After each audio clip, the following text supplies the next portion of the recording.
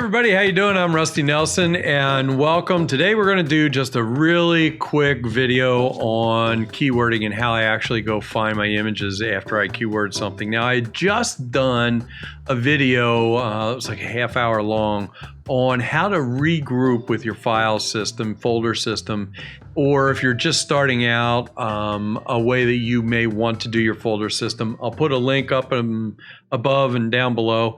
But anyway, right after I did that, I kind of left some people in a lurch when called me up and said, hey, not called me up, but wrote to me and said, hey, I just did what you told me, and now how do I go find my images with the keyword? So I want to show you down and dirty how I do it. It's not a full video on keywording by any sense, but like with most of my videos, it's kind of how I do it, and that's about it. So let's go ahead and get started, and we'll try to make this quick.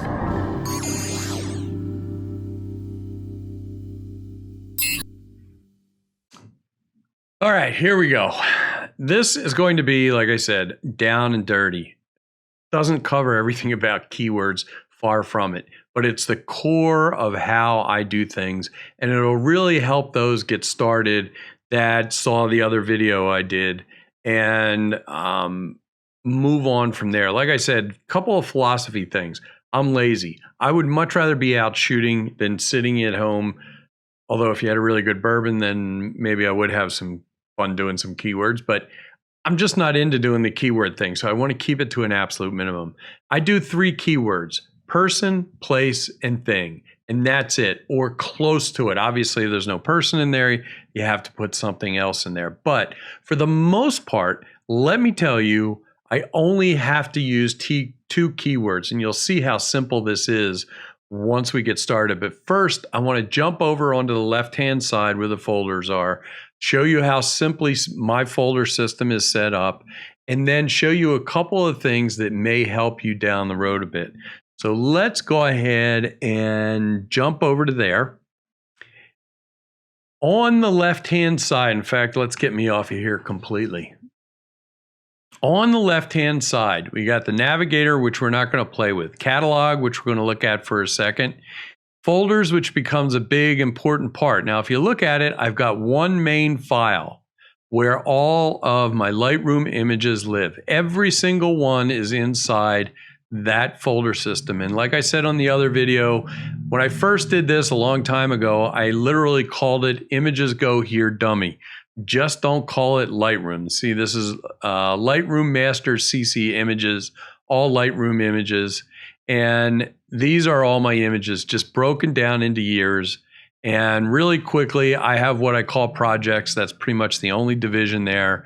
And those projects are usually prints, some type of print. If I go over here, so here is a print that I did of this young lady, and that's it. That's all that's in there. So that's about all there is there. There's a couple other things down here which I explained in the other video, and you can go over and look at those. Something else that's really important over here is this one part, Smart Collections, and look down, and there should be something called Without Keywords. And if there's not, this is what you put in there to make this folder. Keywords are empty, and that's it. And it'll bring up all the images that don't have keywords. Now, I don't have that many, as you can see. I got in this kind of a mock-up catalog right now for training, but I think I have about 40,000 images in here. And you're going to see I'm going to easily be able to find images in here. But the best way to do this and go back and keyword images is when you see a group of images, highlight the first one, highlight the last one in that group of images. Don't go over here and put the keywords in here unless they all have exactly the same keywords. If it does, it's no problem. Put them all in. Do not hit enter until you're all done, because they will disappear out of this Smart Collection as soon as you do that.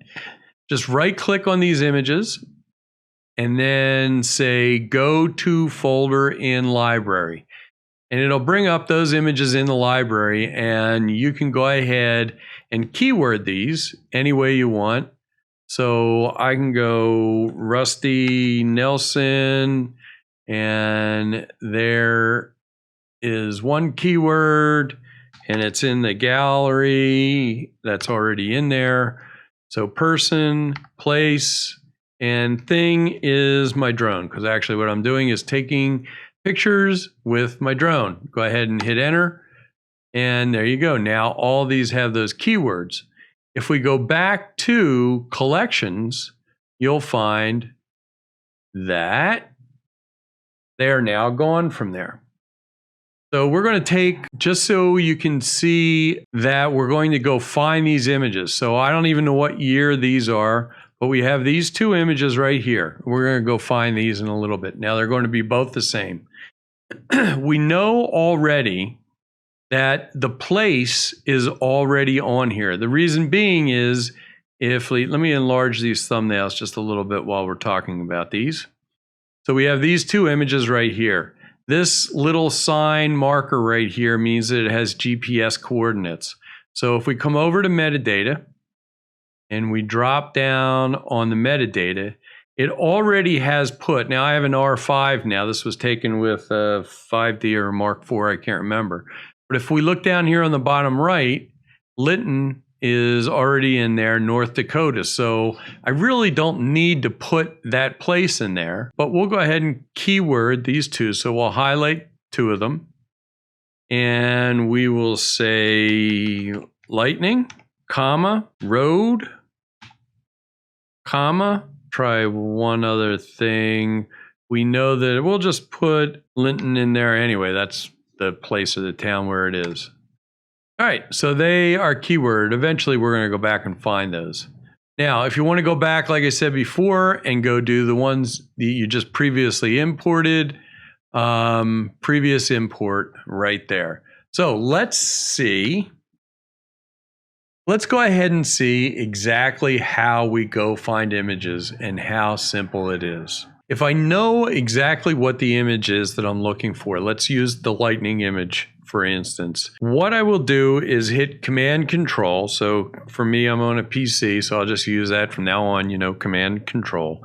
Control F. And that'll bring down a bar up top. And across the top, it says text, attribute, metadata, none. We're going to look across any searchable field. So we're going to search any field. Contains all. Let's go ahead and type in Linton, comma, lightning. There we go. And here are the two images. Now, I remember that we had comma road on there, and now there's the two images. So if you know what the keywords are, or you want to search that way, that's a great way to do that. So let's check out of that.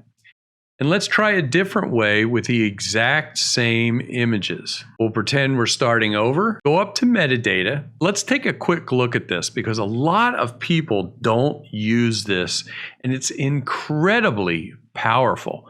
First of all, a lot of the people that do folders on the left-hand side go through the whole concept of putting the date on there. You don't need to. Lightroom already does it for you. Let me show you. Let's say 2016. It breaks it down into every month you took an image. Inside of that month, it breaks it down into every day you took an image.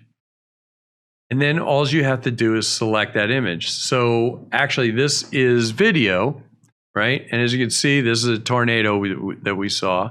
So I know July 15th, on a Friday, we saw a tornado.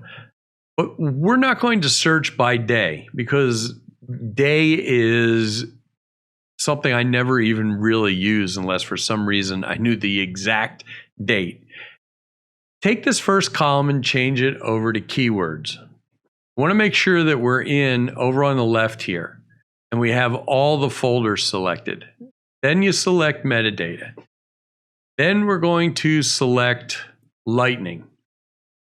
Now, if you take a look, I have 843 images with lightning. we know that the next thing we're looking for is Linton or road, either one. Change this column, which is camera right now, just change it to keyword. Go over and there's the lightning, but that's not what we're looking for because we have already narrowed it down with lightning. We can either go to Linton or there's road. So either one of these, we're going to be able to look and go, okay, I knew it was in Linton. And I also knew it was in road. And there's our two images. Like I said, 2 keywords. It's that simple. Let's try something else. So I know that I took a picture of a barber shop in an old ghost town named Randsburg. Now, the thing is that you're not, try to select which will be most restrictive first. So I'm sure I don't have a bunch of barbershops in there. Look down and look, there's barbershop. So I got 21 pictures of barbershop. And that is actually the barbershop right there. I don't need to go any further. If I had to, though, there's Ghost Town. In location, there's Randsburg. So keyword, location, Randsburg, or Ghost Town. And I know that I have the barbershop. That simple. All right, just to prove to you that it works, we'll go to none. There is another way you can get into these words. If you come over on the left-hand side, make sure you're in grid here. All right, let's use a ghost town called Nelson. Nelson, ghost town, 11. You can go over and click the right arrow and it'll automatically open up the same metadata panel we're in there before. So we've selected the ghost town Nelson, right, 11. Now we're going to look for a buddy of mine under names, and his name, well, there's the only name in the ghost town in Nelson. His name's Eric Joseph, and there he is. And it's literally that easy. Just go into metadata and narrow it down by keywords, just like we did here. Ghost town, Nelson ghost town, Eric Joseph. You can do anything you want. Go ahead and select, I don't know, I'm looking for a land spout. And I'm looking for the land spout with Roger Hill. Well, here it is right here. And that's it. Now, since we're in this right now,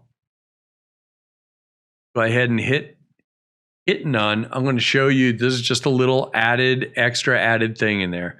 I use color coding when I'm inside of these projects, and I'll show you how I color code things. I wasn't planning on doing this, but I'll add it in. So you see a bunch of coding in here. And we're going to go Ghost Town Trailer Camping. My color coding is this. If I color code it red, it's a master image. Let's get me off of here. It's a master image, and I'll make these a little larger. Right, so this is my master right here. I will never touch it. Once I've created it, edited it, and mastered it, I will never touch it. And if I do touch it, I'll actually change it to yellow. And the new red one will become the master. Green is a print that I personally have done. So these two I've printed. Now I print out of QImage, which if you look, I have some other videos on QImage. In fact, you'll probably find a discount code down below if you decide to go with that, and they'll give you a discount even if they have a discount, which is really great. If it's blue, that means it was edited out for the internet. So I know that it went out to the internet for some reason. As you can see, it's a JPEG right there. Actually, what I did is I had a metal print. I was testing a metal print out at Costco. So that's basically it. It is literally that simple to go find your images. Once you do that, One more thing, let me show you. Obviously, you already know this by looking at this. These columns, you can separate out just about anything from map location to a job number. And let me show you one more thing while I'm thinking about it. For those people that are doing invoices, that want to do invoices, this is a way you can do it. Now, I really am not a invoice person, but you can create an invoice section, and you can go 0, 2, 3, 4, let's say, or 0, 1, 2, 3. So here we go. So this is an invoice. These are all the images that were on the invoice, and it's that simple. If you want to add other keywords, mammal, and dog, and there you go. And we found that off of that invoice. Image 023. This is something I did up. And here's another thing I did for the American Legion here in Kennett Square. So that's a way you can use invoices.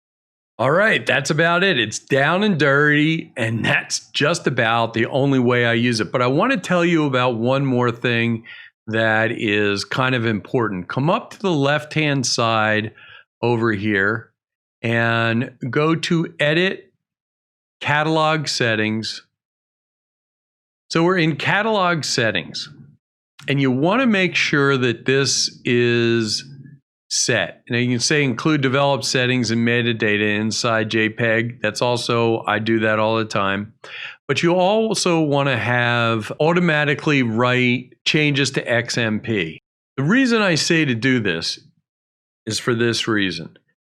So right now you have all of your images in these folders. If you're not constantly writing this data onto your images, then if you decide to just, for some reason, I don't know why, but just get rid of Lightroom, you won't be able to look up your images. So you want Lightroom to constantly keep adding your data onto your images. That way, if you decide to use another program that can access those images with keywords, they're already on the images. Anyway, that's it. I hope this was quick enough for you. That's literally the way I go and find my images. I hope it's a lot of help for you. My name's Rusty Nelson, and as many of you know, my saying is my camera's my best excuse for adventure. And go ahead and sign up, ring the bell, do all that subscribe stuff, but at least give me a thumbs up if this is any help at all. Thanks a lot for joining me, and I hope to see you out there with your camera.